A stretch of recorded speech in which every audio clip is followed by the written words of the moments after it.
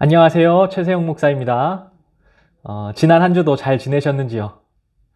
저는 하루는 운전을 하고 가는데, 길가에 정말 뭔가 초라한 행색을 한 아저씨가 한 손에는 거대한 오렌지 주스 한 반 통을 비우시고, 머리에는 큰 헤드셋을 끼고 막 필이 충만해서 막 춤을 추시는데, 진짜 이보다 더 행복할 수 있을까 하는 미소를 지으며 춤을 추고 계시는 거예요. 그 모습을 딱 보면서 와, 행복은 멀리 있는 게 아니다 라고 생각을 했습니다. 우리 심포니교회 성도님들은 어디에서 행복을 찾고 계신가요? 함께 찬양 한 곡 부르시겠습니다. 하나님의 은혜로 1절입니다. 시작. 하나님의 은혜로 있을 데 없는 자 왜 구속하여 주는지 난 알 수 없도다.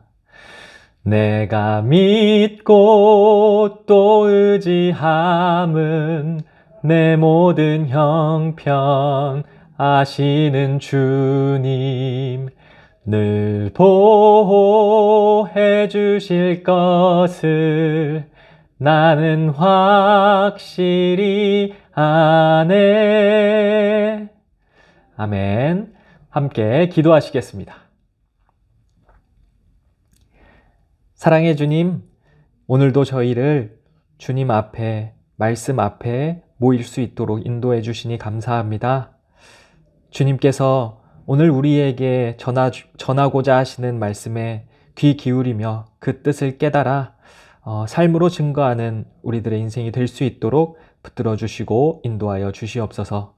이 시간 온전히 주님 안에 거하기를 소망하며 예수님의 이름으로 기도 올리옵나이다. 아멘. 오늘 성경 말씀은 이사야서 16장 4절로 7절 말씀입니다. 함께 봉독하도록 하겠습니다.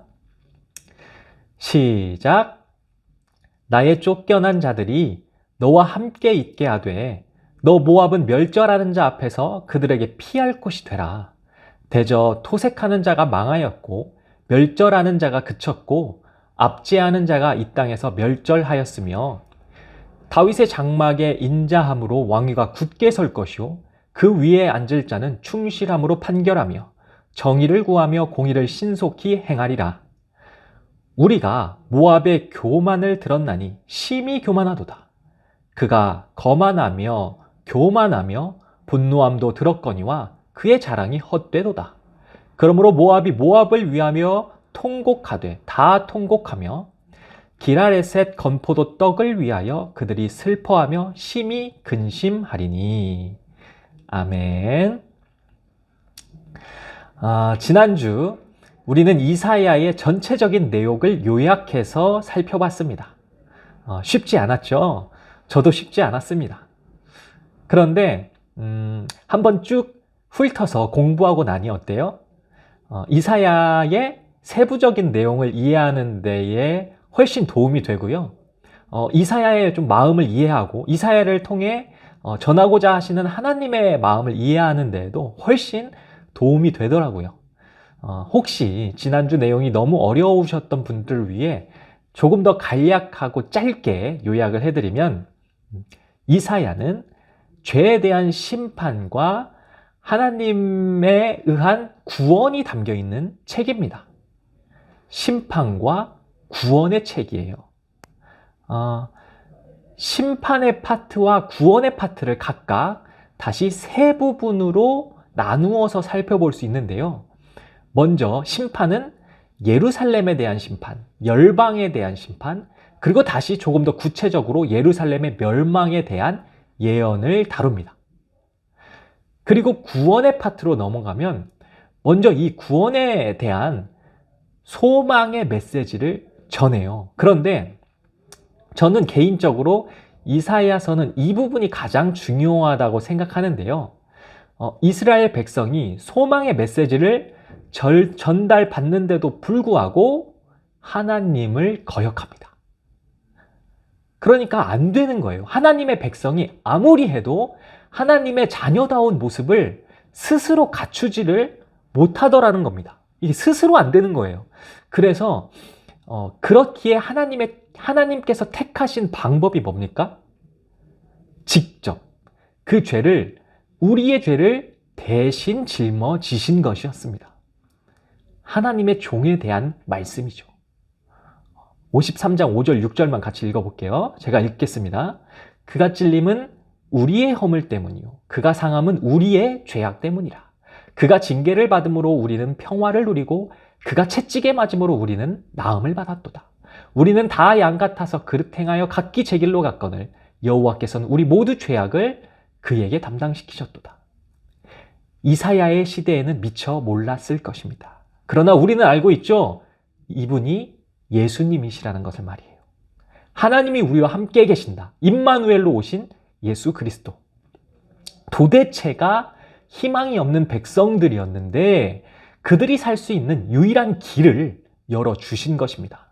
그러니 이제 우리의 싸움은 죄를 이기는 싸움을 하는 것이 아닌 거예요. 죄를 이기는 싸움을 하는 것이 아니라 죄를 이기신, 죽음을 이기신 주님과의 동행을 위한 삶으로 나아가는 것이죠. 그러면 이런 의문이 들 수 있어요. 그러면 이제 죄 지어도 상관없겠네. 예수님이 다 해결하셨잖아. 이렇게 말할 수 있지요. 구원파가 그렇게 얘기하거든요. 그런데 그게 아닙니다. 주님과 진실로 동행하는 사람은 이 죄의 문제를 가만히 둘 수가 없거든요. 죄를 지을 수가 없는 거예요. 혹 죄를 짓더라도 그 죄 안에 계속해서 머물러 있을 수가 없는 것입니다. 왜 그래요? 이 죄의 달콤함보다 하나님과의 관계가 훨씬 더 중요하니까요. 주님과 동행하는 사람은 그래요. 죄의 문제를 해결하기 위해 끊임없이 기도하고 나아갑니다. 그렇기 때문에 거듭 말씀드리지만 신앙생활은 조건이 아니라 하나님과의 관계라는 거죠. 그냥 문자적으로 회개하면 용서받아, 예수 믿으면 구원받아, 이런 조건이 아닌 거죠. 노력으로 되는 게 아니에요. 조건으로 하면, 노력으로 하면 당장 되는 것 같지만 결국 다 실패한다니까요. 자기 힘으로 하려고 하니까요. 그러나 그게 아니라 나를 사랑하시는 주님을 바라봄으로 나의 모든 삶을 가장 선한 길로 인도하시는 그 주님을 신뢰함으로 내 힘이 아닌 주님의 인도하심에 따라 자연스럽게 죄와는 멀어지고 구원의 모습에 합당한 거룩한 백성의 모습으로 변화되어 가는 것입니다.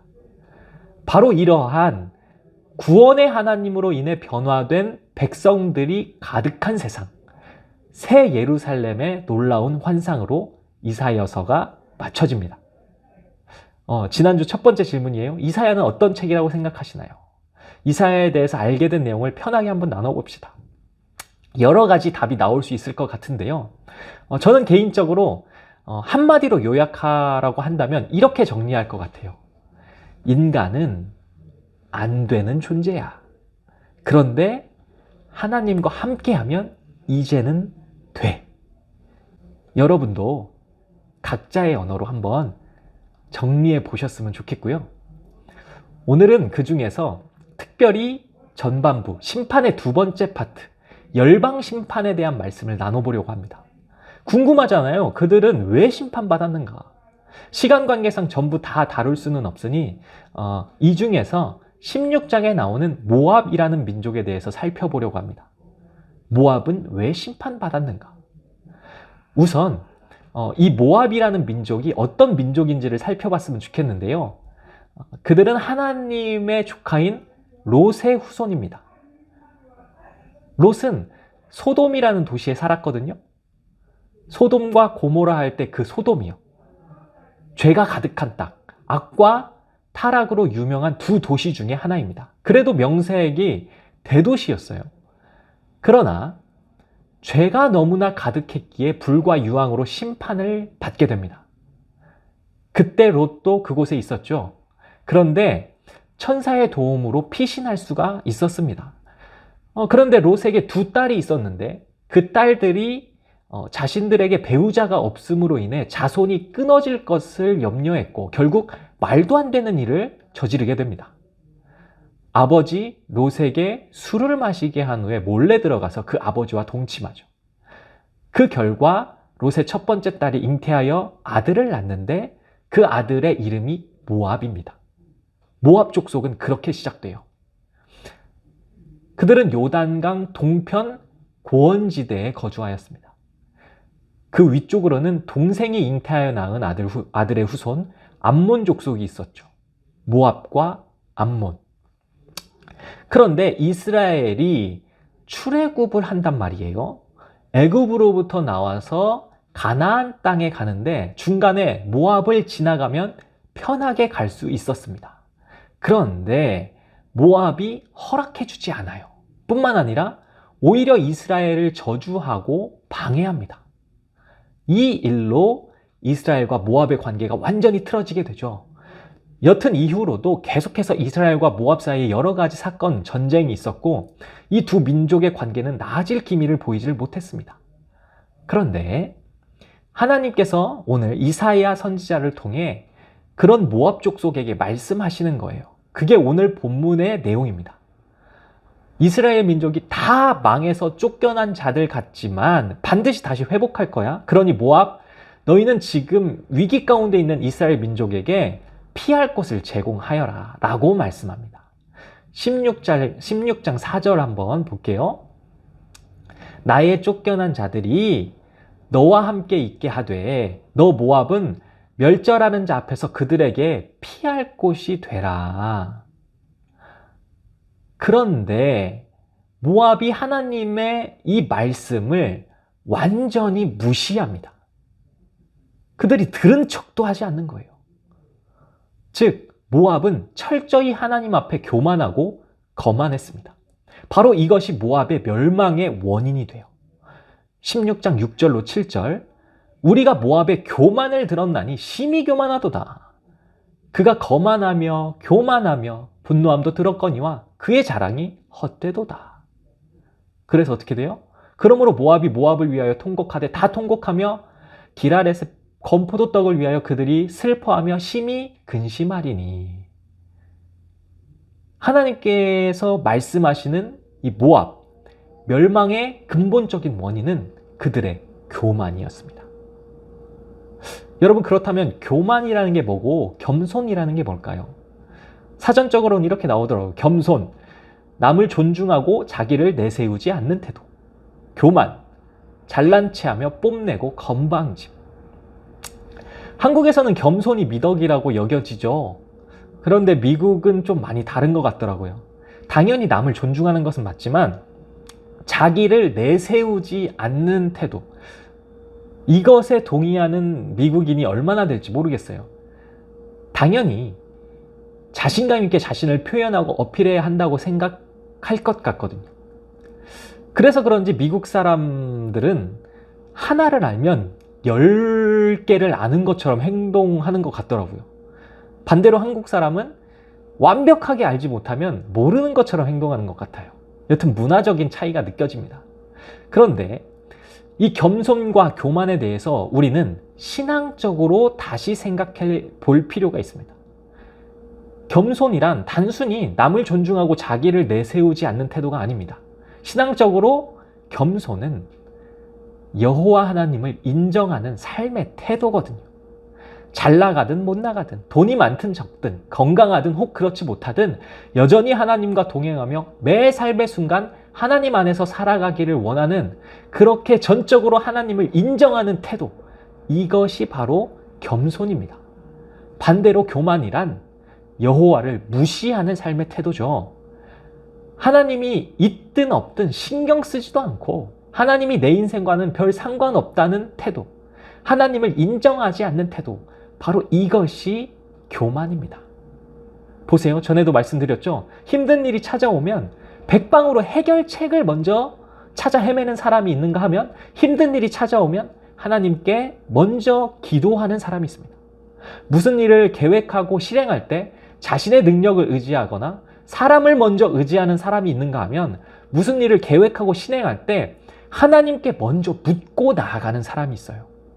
물론 해결책을 먼저 찾고 능력 발휘해서 사람 의지해서 일이 잘 풀릴 수 있습니다. 실제로 일이 더 잘 될 때가 있어요. 그러나 일에 잘 되고 말고는 중요한 게 아닙니다. 중요한 것은 그가 하나님께 붙들림 받은 인생인가 그렇지 않은가다 이 말이에요. 삶이 하나님 중심으로 돌아가고 있는가 아니면 자기 중심, 세상 중심으로 돌아가고 있는가. 삶이 하나님 중심의 겸손한 인생인가 아니면 자기 중심의 교만한 인생인가. 한 가지 예를 보여드릴게요. 이스라엘과 블레셋이 전쟁을 하던 때 당시 다윗은 작은 소년, 양치기일 뿐이었습니다. 그런데 그러던 중 전쟁에 나가 있는 형들의 도시락 배달을 하러 그 전쟁터에 가요. 그런데 눈앞에 말도 안 되는 상황이 펼쳐지고 있는 거예요. 하나님의 이름이 이방 민족의 한 장수에 의해 완전히 땅에 떨어지고 짓밟히고 있는데 하나님의 백성이라고 하는 자들이 그 누구 하나 나서는 사람이 없는 겁니다. 이에 분노한 다윗이 이렇게 외쳐요. 이 할례받지 않은 블레셋 사람이 누구이기에 살아계신 하나님의 군대를 모욕하겠느냐.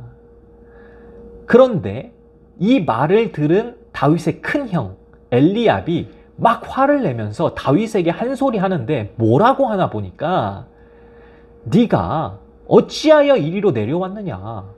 들에 있는 양들을 누구에게 맡겼느냐. 나는 너의 교만과 내 마음의 완악함을 아노니 네가 전쟁을 구경하러 왔도다. 지금 다윗에게 교만하다고 하고 있어요. 하나님의 이름이 완전히 땅에 떨어지고 하나님의 이름이 완전히 짓밟히고 있는 그때 그 모욕하는 더러운 이방 민족의 입술에 분노하는 것이 아니라 하나님의 이름이 모욕당하는 것을 참을 수 없었던 그 작은 소년 동생에게 너 교만하다면서 화를 내고 있는 겁니다. 여러분 도대체 뭐가 교만이고 뭐가 겸손입니까?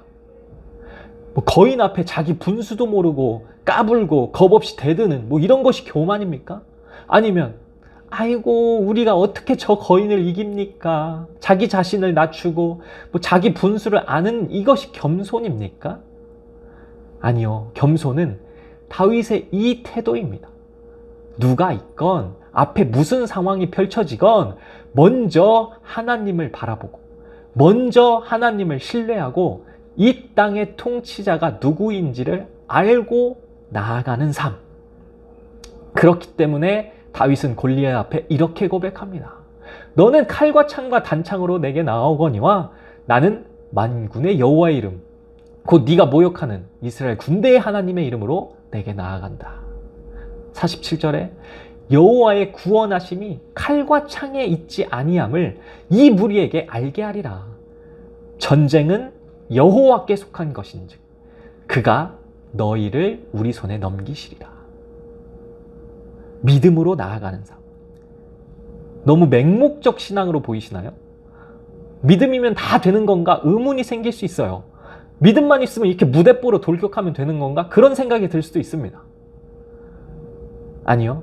중요한 것은 믿음으로 전진하는 것이 아니라 우리 중심이 어디 있냐 이 말이에요. 다윗에게도 실력이 있었습니다. 따로 믿을 만한 구석이 있었어요.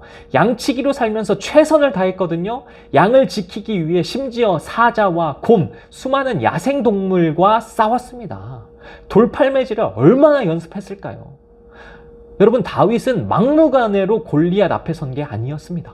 실력이 있었어요. 이길 수 있는 자신감도 있었습니다. 그러나 그 실력을 의지한 게 아니었습니다. 돌팔매질이 중심이 되어서 나아간 게 아니었다 이 말이에요. 그게 아니라 다윗의 중심이 어디에 있었냐? 다윗의 중심은 그 모든 상황 가운데 그의 삶을 인도하시는 하나님에게 있었다 이 말입니다. 바로 이것이 겸손입니다. 내 능력이 아니라 내 삶을 인도하시는 하나님을 먼저 믿고 나아가는 태도. 보세요. 골리앗 앞에 서기 전 사울왕 앞에서 다윗이 하는 말입니다. 다윗이 이제 사울에게 말하되 뭐라고 말하냐? 주의 종이 아버지의 양을 지킬 때 사자나 곰이 와서 양떼에서 새끼를 물어가면 내가 따라가서 그것을 치고 그 입에서 새끼를 건져내었고 그것이 일어나 나를 해하고자 하면 내가 그 수염을 잡고 그것을 쳐 죽였나이다. 주의 종이 사자와 곰도 쳤은즉 살아계시는 하나님의 군대를 모욕한 이 할례받지 않은 블레셋 사람이리까. 자기 실력 있다는 거예요. 그가 그 짐승의 하나같이 되리이다. 그리고 중요한 거 여기 나옵니다. 또 다윗이 이르되 여호와께서 나를 사자의 발톱과 곰의 발톱에서 건져내셨은즉 나를 이 블레셋 사람의 손에서도 건져내시리이다. 이 겸손. 다윗이 무슨 전쟁 용사가 되고 싶어서 이런 겁니까? 다윗이 무슨 형들보다 못한 대접받는 것이 억울하고 화가 나서 그 상황 역전시켜보자고 이런 일 한 겁니까? 아니요. 그의 세상은 하나님의 통치 아래에 있는 세상이었습니다. 그렇기에 그의 꿈은 하나님의 이름을 높이는 것이었고 하나님과 동행하며 하나님의 뜻을 이루는 것이었습니다. 그것이 자기에게도 가장 선하고 복된 길이라는 것을 알았거든요. 우리 심포니교회 성도님들은 어떤 세상 속에서 살고 계신가요?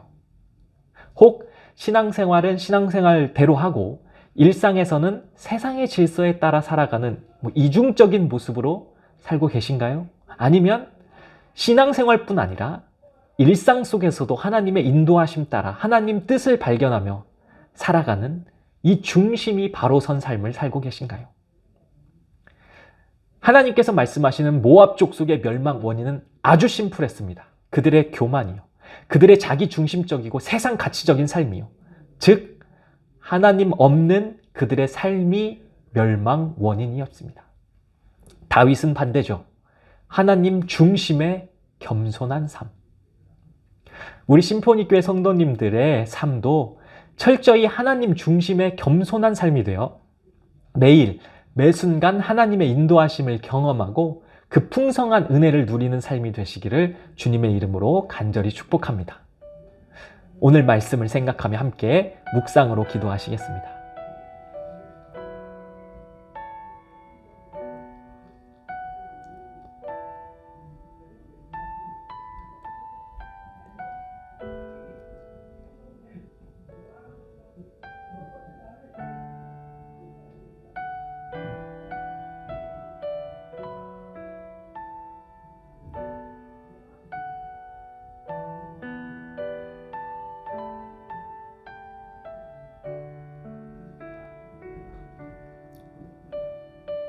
기도하겠습니다.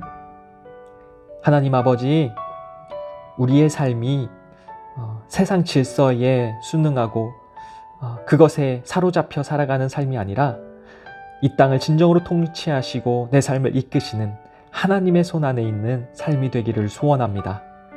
주님, 연약하고 부족한 우리를 강한 팔로 붙들어 주셔서 주의 뜻에 합당한 삶으로 나아갈 수 있도록 인도하고 붙들어 주시옵소서.